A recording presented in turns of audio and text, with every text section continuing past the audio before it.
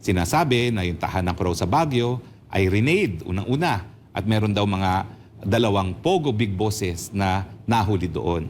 Lilinawin ko lang po ha, una-una, hindi po akong rehistradong may-ari ng bahay na yan. Bagamat talagang tinuturing kong bahay ko yan, kaya lang po, mula nung ako po bumalik sa gobyerno, hindi na po ako nakaka-stay dyan at ibang bahay po ang tinutuluyan ko sa Baguio pag ako po ay narariyan. Pangalawa po, yan po ngayon ay pinaupahan.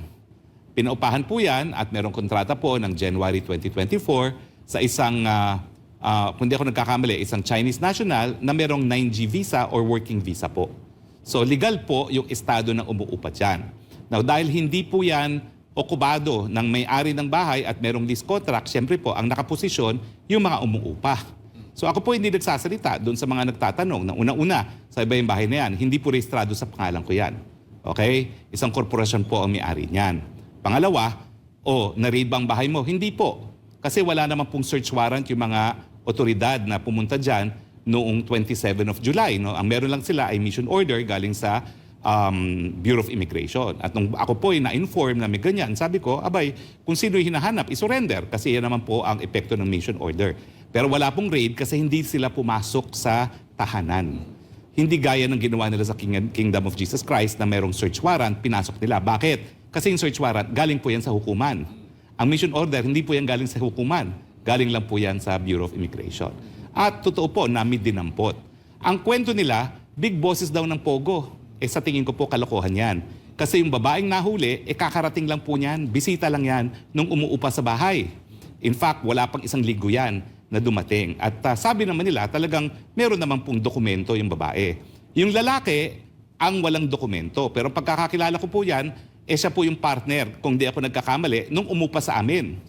At ako po, meron po ako talagang katiwala dyan para masiguro na talagang ginagamit lang for residential purpose yung bahay.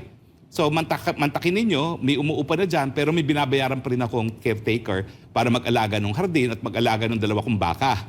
At masiguro na hindi nga ginagamit yung bahay na yan for any other purpose other than residential. So, malisyoso na naman po. Siguro dahil po, si Chairman Altenco nang nagkumpirma na hindi po ako naglakad ng lisensya sa isang illegal na Pogo nung siya ay nagtestigo sa Senado. Ang sinabi lang niya, ako ay nakiusap para sa rescheduling of payment, yung pagbabayad sa pag-utang sa PAGCOR ng gives dahil na-dispal ko yung pera na dapat na ibayad sa PAGCOR. At hindi po ako naglakad ng lisensya kasi nung July of 2023, kalalabas lang po ng bagong guidelines kung paano mag-re-apply para sa lisensya. Ang mga Pogo na ngayon ay tinatawag na ano bang tawag sa kanila? Electronic, ano yung tawag nila? Internet gaming licensing. Gaming licenses, no? So, wala pong usapin na naglakad ako, no? At wala pong illegal na Pogo involved kasi mga panahon na yon, July, legal po yung Lucky South. Pero ang paninindigan ko nga po, ang sinamahan ko, yung service provider ng Lucky South na Whirlwind. At ngayong araw po sa Senado, pipresenta ko po ang mga dokumento na nagpapakita na matapos ang ilang linggo nung meeting na yon sa PAGCOR, ako po talaga ay kinuhang abogado ng Whirlwind para sa isang ejectment case. At papakita ko po yung mga motion na hinain namin sa RTC of Angeles na humihingi na bawiin yung writ of execution para paalisin yung Whirlwind doon sa inupahan lugar sa Porac.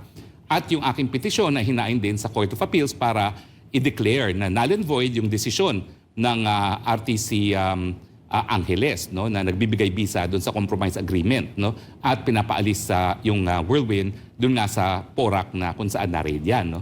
So malinaw po, no, na gaya ng KOJC, abay ako po ipinupuruhan din ng administrasyon. At gaya ng KOJC, dahil tayo naman po ay meron na talagang track record sa paninilbihan, hindi rin naniniwala ang taong bayan.